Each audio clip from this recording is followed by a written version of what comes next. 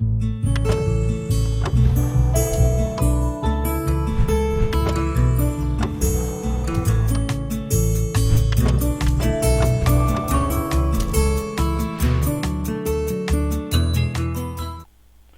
bem-vindo ao nosso canal Aprendendo a Aprender. Hoje teremos como componente curricular, filosofia, como tema o ser humano, monstro ou gênio. Hoje a unidade temática que a gente vai estar trabalhando é a questão da natureza e cultura. Continuando aquele trabalho que a gente já fez no primeiro PET, na primeira semana. Algumas habilidades são as mesmas que a gente vai, ao longo desse processo, estar desenvolvendo com vocês, que é a questão de distinguir entre as noções de natureza e de cultura, caracterizar o filosofar como uma experiência existencial e relacionar sempre o mito à filosofia.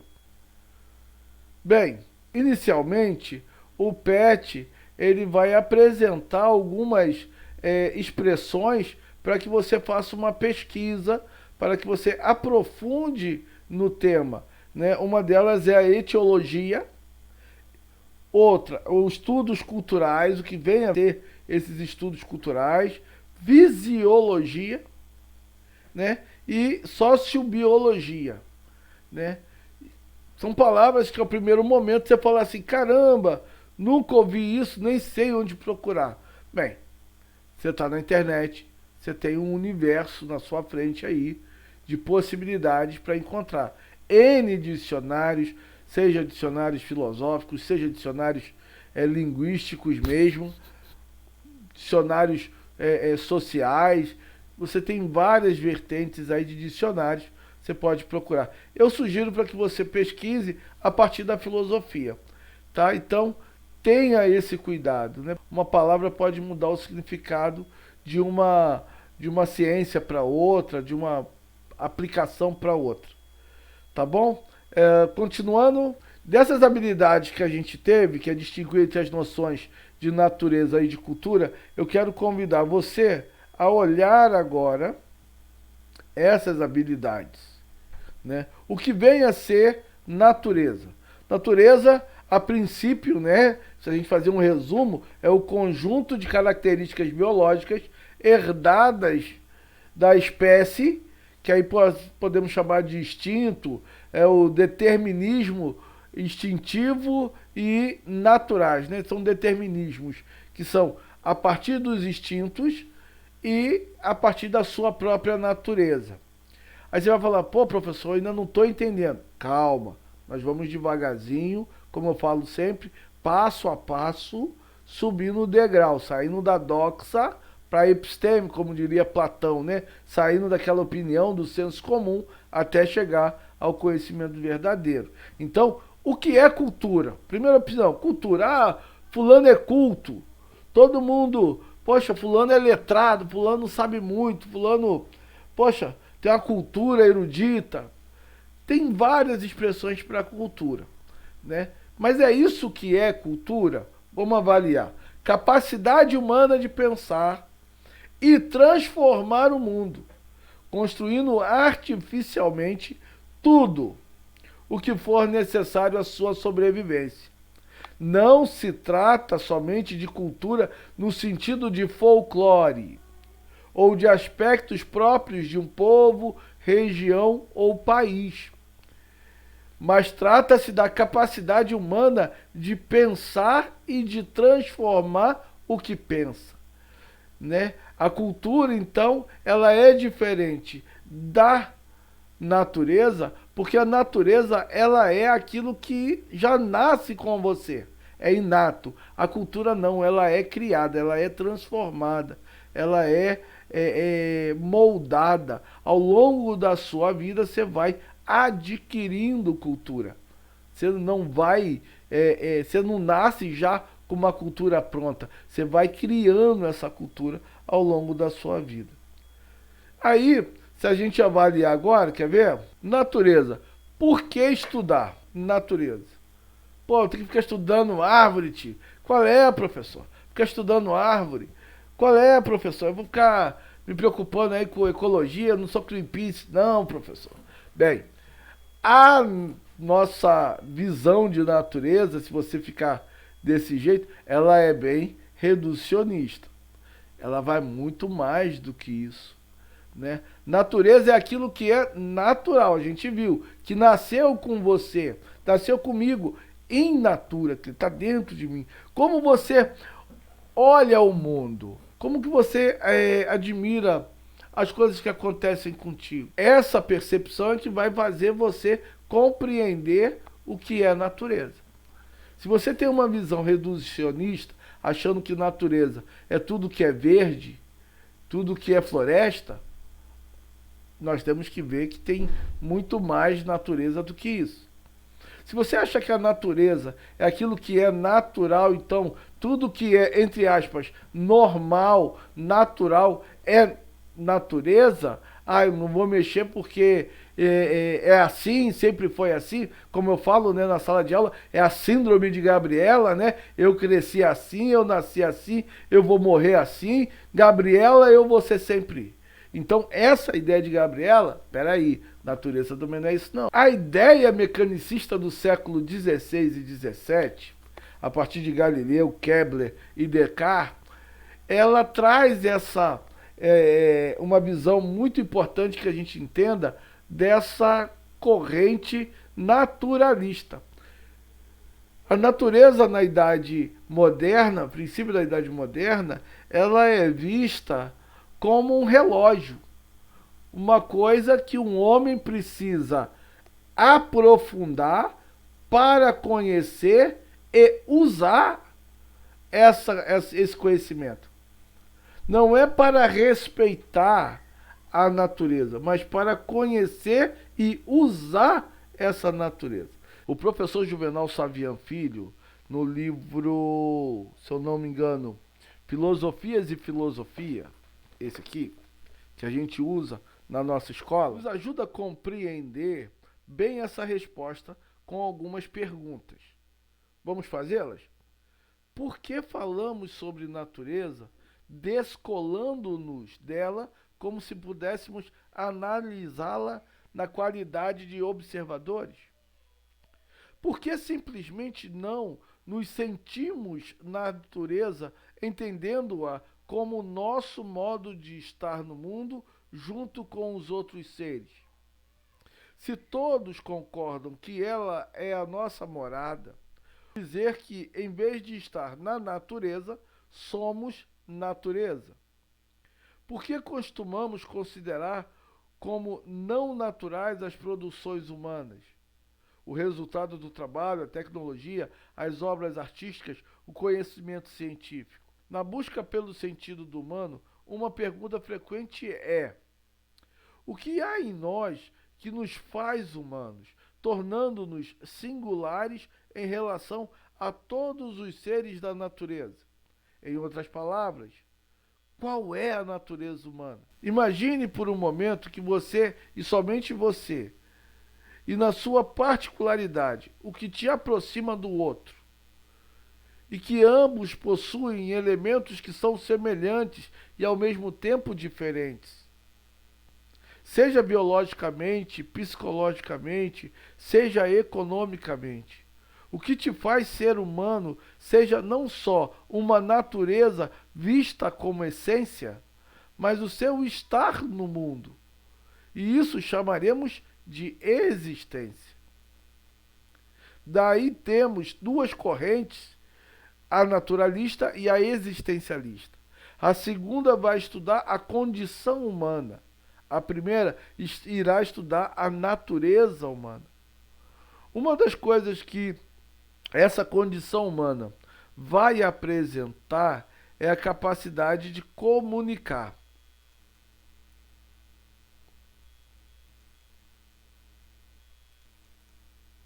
É a capacidade de comunicar. Essa comunicação se dá em uma linguagem.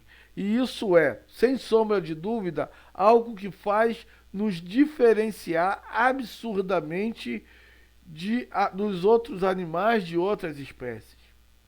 Ao usar a linguagem, um homem vence a barreira do individualismo e se faz parte de algo que a princípio é desconhecido e assustador, mas que ao passar do tempo e a cada hora que se abre ao outro, mais conhecido e conhecedor se torna. Ao ser conhecido e conhecer, ele se faz, se molda, se constrói. Essa é uma definição que eu gosto muito. Ao ser conhecido e conhecer, ele se faz, se molda, se constrói. Daí nós damos um pulo. Saímos da condição daquilo que é inato, que nasceu comigo, para uma coisa que eu crio, para uma coisa que eu vou construir. E daí vem um sentido de cultura. É, digamos, como eu coloco ali nessa explicação, é, é assustador. Porque se a gente olha no século 17, 16, 15, 16, 17, 18 e para ele vai à frente, essa ideia do relógio, da coisa mecânica, da coisa do universo programado, do grande arquiteto do universo que cria tudo como se fosse uma grande matemática. E eu tenho que descobrir o máximo possível essas ferramentas. Eu às vezes até me anulo. Porque eu esqueço que eu também sou parte desse construtor, que eu sou parte desse relojoeiro, porque eu também crio situações. Eu sou coautor da criação. E é interessante isso, porque eu deixo eu tiro a grande responsabilidade da terra de me nutrir e eu também passo a nutri-la. Eu tiro a responsabilidade dela, da grande terra, da grande natureza, da grande coisa que nos cerca, de ter que me dar as coisas para que eu possa me desenvolver, e eu também tenho que começar a dar coisas para ela, para que ela se mantenha e me desenvolva e eu a desenvolva. É uma troca. Não há uma coisa só de eu usurpar algo de alguém, mas eu também me doar para alguém. E isso é interessante porque muito é muito sentido hoje. Olha como que estamos correndo. Olha a correria desenfreada. Olha os objetivos. Você tem que conquistar metas. Você tem que conquistar lugares. E aquela coisa que vai te cobrando e você às vezes está correndo e nem sabe por que você está correndo, mas está correndo porque todo mundo está correndo e você tem que correr. Porque está tão mecânico. Me lembra sempre, essa ideia de mecânico, sempre me lembra o Charlie Chaplin, lá no O Grande Ditador, quando ele sai da fábrica, por causa do mesmo gesto que ele faz todo dia, de apertar os parafusos, ele sai igual um doido, repetindo aquele gesto, porque é automático. Nós estamos vivendo no automático. Para. Você já reparou o que está acontecendo com o mundo agora? E isso é uma coisa interessante. Por mais que seja horrível, triste, assustador, tudo que está acontecendo conosco, é o momento da gente também parar e falar, podemos mudar isso. Sair do que é Gabriela e tentar fazer uma coisa ousada. Sair da ideia da normalidade para criar uma nova normalidade ou uma nova maneira de interpretar essa natureza louca, natureza humana, natureza ambiente, natureza tudo, natureza aquilo que é natural. A cultura, então, ela nos possibilita. Próximo slide. A cultura, então, ela vem do latim, culture, derivada do verbo colere, que significa o exercício de plantar, cultivar, de realizar atividades agrícolas. O homem, é interessante essa parte que o homem, no início da sua vida, ele é um nômade. Ele sai de um lugar para outro, ele consome as coisas ali, aí acabou, ele vai para outro lugar procurar comida.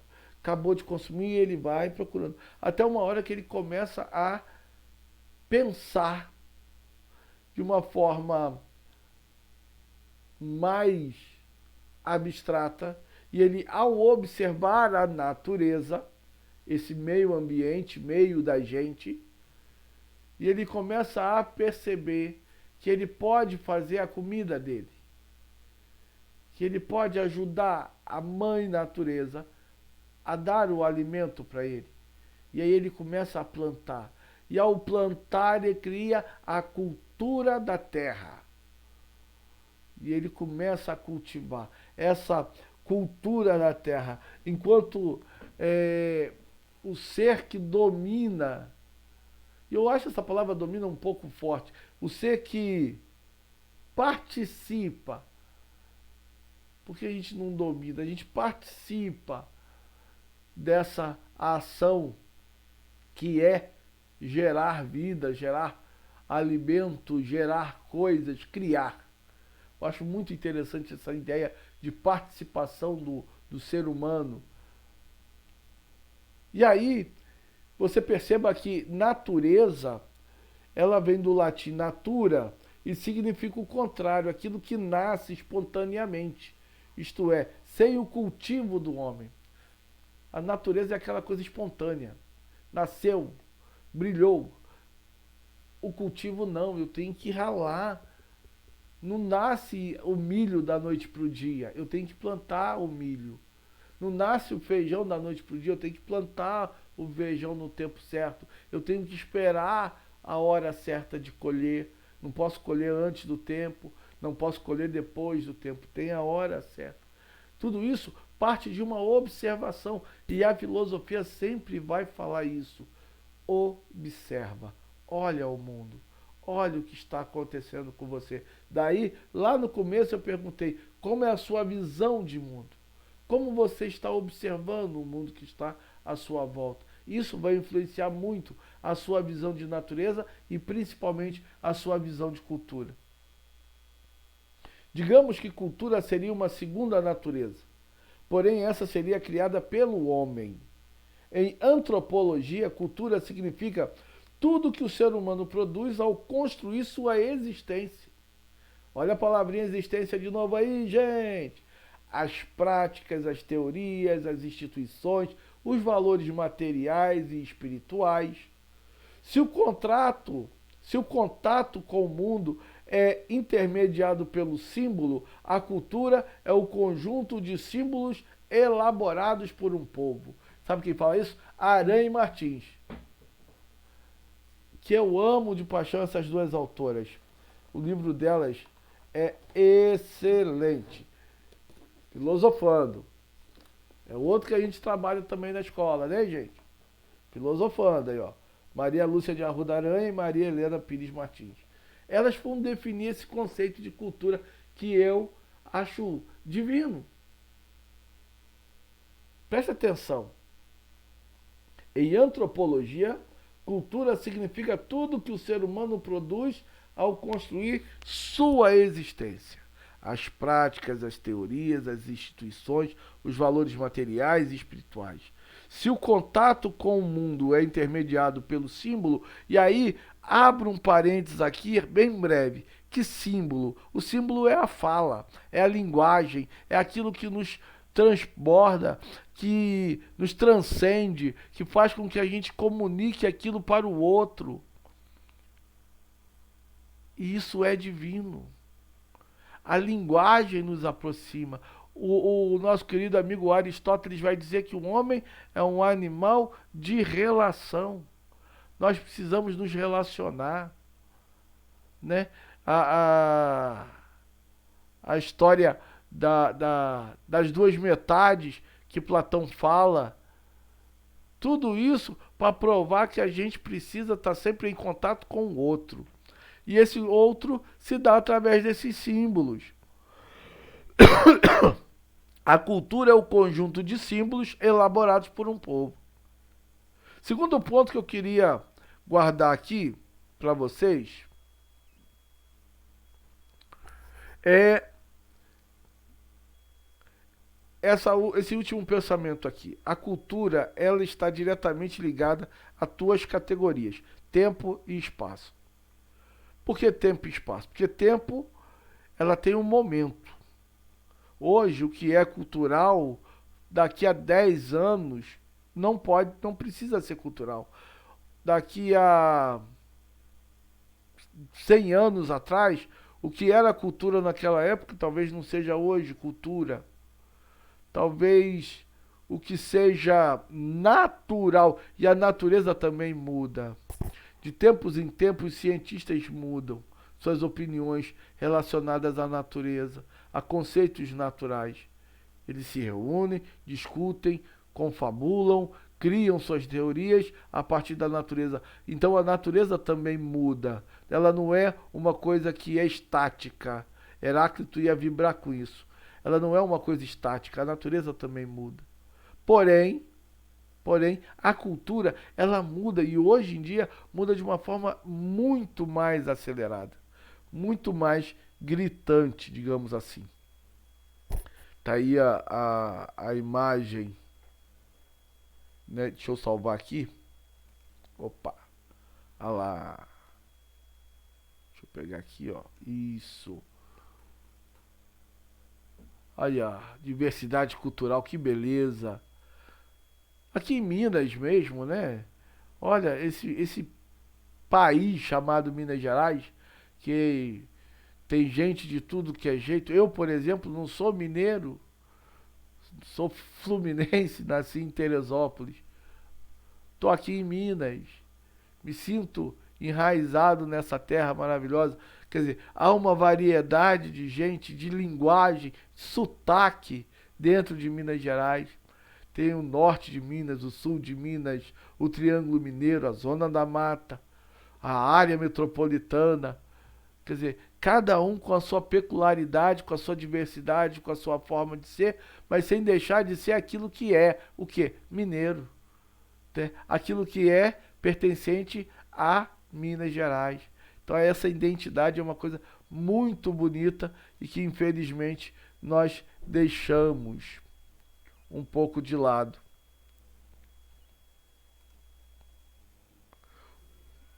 Continuando.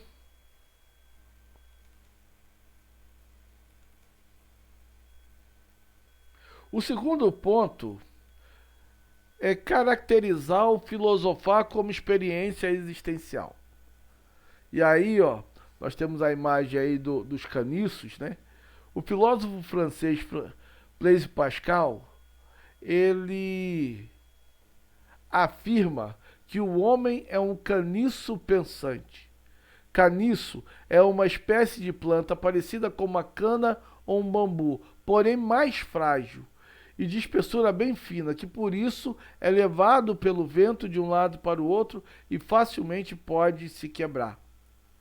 Mas ao mesmo tempo que ele é extremamente frágil, ele tem uma coisa que nenhum outro animal de nenhuma outra espécie tem, essa capacidade de construir o seu próprio destino.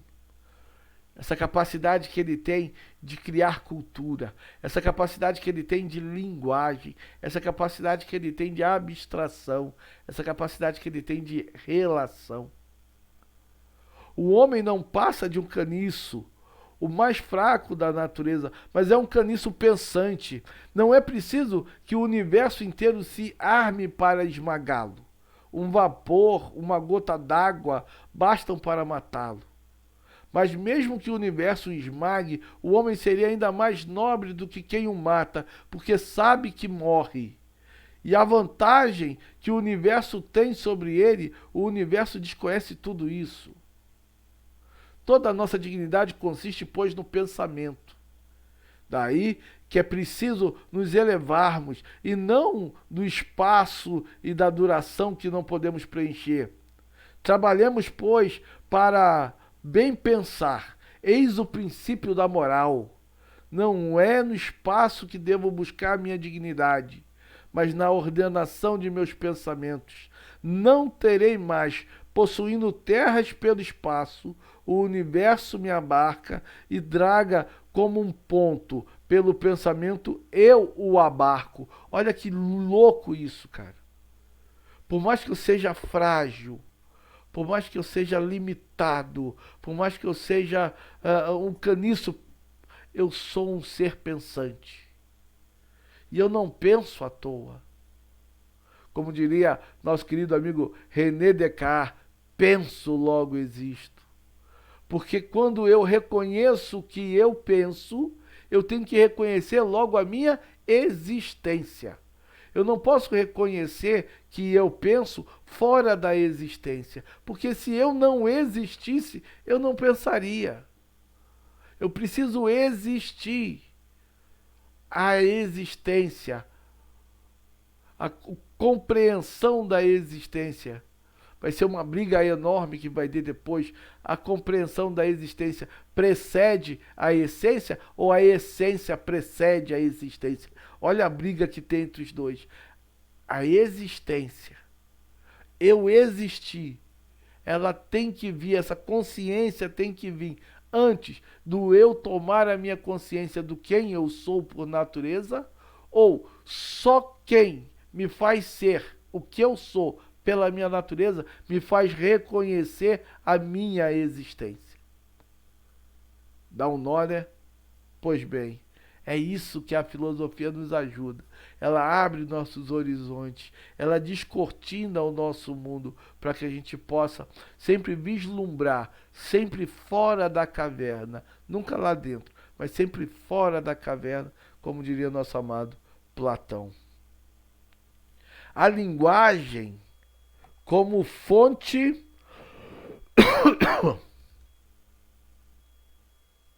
cadê? Aqui, ó, o texto que eu li. Eis o princípio não é no espaço que devo buscar minha dignidade, mas na ordenação do meu pensamento.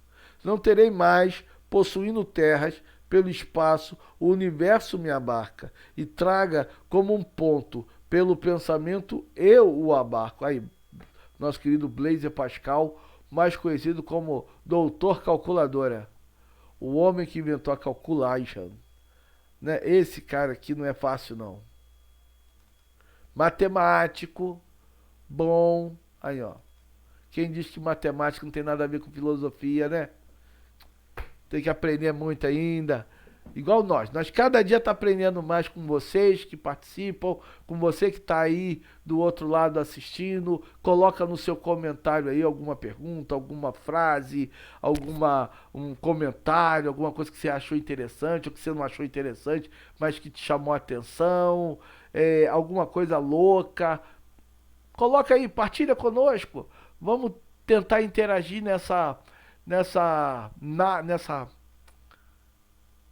nesse meio chamado internet. A linguagem como fonte de expressão maior do homem. A marca dessa definição é clara. O ser humano aprende e produz cultura ao conviver com os outros seres humanos, e não apenas seguindo suas características naturais ou animais.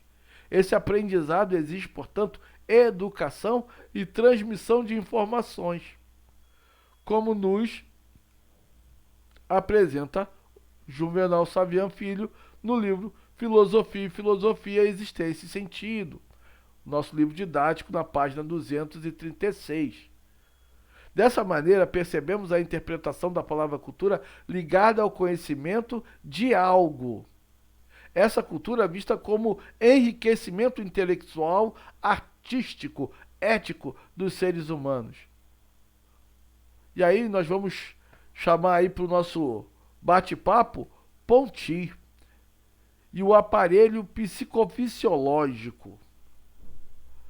Olha só, separar rigidamente a natureza e a cultura, porém, seria uma forma de voltar ao mecanicismo lá do século XVII, ou a certos preconceitos racionalistas. A fim de evitar essa volta, outro filósofo francês, o Maurice Merleau-Ponty, defende que no ser humano tudo é fabricado, cultural, e tudo é natural. Daí esse texto riquíssimo que o Pet vem trazer, um pedacinho do texto que o Pet vem nos oferecer. O universo, a diversidade cultural é uma faca de dois gumes. Por quê? O universo da cultura é diversificado e multifacetado. Não há uma única cultura, mas um conjunto delas. O etnocentrismo é o tema de um dos textos, né, publicado pelo antropólogo Claude Lévi-Strauss. Pela primeira vez em 1952 desse termo, etnocentrismo, e depois inserido em uma obra de referência nos estudos de antropologia. Mas o que tem a ver isso, professor, com a ideia da cultura? O etnocentrismo, a xenofobia e tantos outros preconceitos relacionados principalmente à questão do racismo e tantos outros preconceitos são relacionados quando eu, para falar que sou bom, tenho que falar que o outro é ruim. E olha que nós estamos passando por isso aqui, né? Outro dia eu falei isso numa videoaula que eu dei. Era também em relação à natureza e cultura. E a essa ideia do preconceito que os chineses estão sofrendo. Nada na China presta, tudo é ruim. Aí todo mundo desce a lenha nos chineses, falando que eles foram os culpados. E aí é ministro falando besteira, é não sei quem falando besteira. Todo mundo culpando. E aí aquilo me fez parar e pensar, nossa, estamos fazendo o que fizeram com os judeus, né? Na Segunda Guerra, que o povo não prestava e não sei o que, e todo mundo, né? Olha o que deu. Olha onde foi parar. Será que daqui a pouco a gente vai fazer campo de concentração também? Será que daqui a pouco a gente vai fazer curralzinho para colocar eles? Será que nós vamos segregar esse povo que tanto nos ajudou, que tem uma cultura milenar, que tem uma sabedoria fora do comum, que tem um jeito de ser próprio, que passou milhares de anos e não se contaminou, não se perdeu, valorizou cada vez mais a sua essência, a sua natureza, mas sem deixar de criar a sua própria cultura. E agora a gente, como se não valesse nada esse todo aspecto histórico, a gente joga tudo fora assim? Complicado, né? Fica difícil compreender essa visão de superioridade que algumas pessoas querem ter em relação à outra. Isso me preocupa muito, porque o que está fazendo a gente ser esse jeito de ser? Né? Então, cuidado, às vezes a gente fala tanto da diversidade que os outros têm que respeitar a gente do jeito que a gente é, mas e a gente? Será que está respeitando o outro com seu jeito diferente? O outro tem que respeitar a minha religião, mas será que eu respeito a religião dele? Quando eu falo que a macumba, e eu nem, é engraçado, quando eu falo que a macumba é do demônio, será que eu não estou agindo conforme o demônio está querendo? Porque se a minha religião me ensina a amar, eu não tenho que sair julgando, né? São coisas complexas que a gente tem que começar a pensar.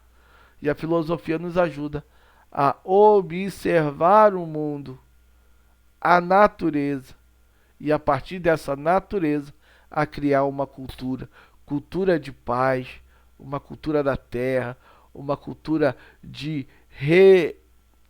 reunião, uma cultura de representação, e não uma cultura de divisão, de separação, de segregação, de preconceito. Isso aí, os homens já criaram essas coisas e não deram certo.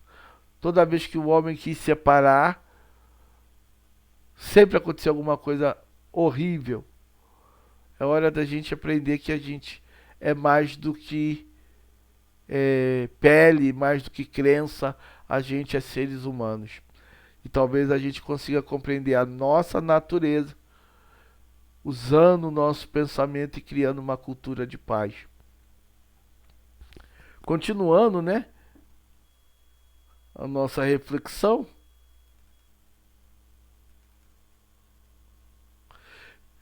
o último ponto, né, relacionar mito e filosofia. Os relatos mitológicos ao longo da história da filosofia nos apresentam a profunda relação desses dois aspectos que estudamos, a natureza e a cultura. Aí, como eu já citei o mito de Prometeu, próprio Robinson Crusoe e a questão do preconceito, a questão da raça, a questão da ei, eu sou um cara que eu vou te ensinar a ser civilizado. Vamos imaginar uma coisa absurda? Se nós fôssemos colonizados de uma outra maneira, onde se respeitasse a cultura indígena, fazer uma polêmica agora, só para a gente pensar. Se a gente fosse colonizado respeitando a cultura indígena, colocando eles como principais donos da terra e não como praga que tem que ser extirpada, eliminada, para que eu possa chegar e colocar as minhas ações em prática.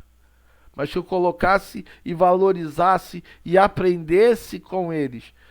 Será que hoje nós iríamos brigar pela Amazônia com tanta gente de fora, com o olho naquilo lá? Será que a gente ia estar destruindo, devastando tantas tribos como foi devastada? Será que a gente ia estar brigando hoje por causa de demarcação de terra? Será que a gente iria estar falando que cada vez eles têm que se tornar igual a gente? E será que eles não gostariam que a gente fosse igual a eles? Eis a pergunta. Outra aí, ó, que fala sobre natureza e cultura. O Gênesis com seu relato da criação. O homem, né, esse Deus que cria o universo, tudo em 6 dias e no sétimo descansa. A forma com que Deus, o Jeová, vai apresentar esse cenário paradisíaco para Adão e Eva e depois colocá-los como administradores. E não só administradores, como participantes da criação, porque uma coisa que me chama a atenção no relato bíblico é que Deus chama Adão e pede para ele colocar nome nas coisas. E ele vai colocando o nome, eu acho interessante isso. Ele vai colocando o nome.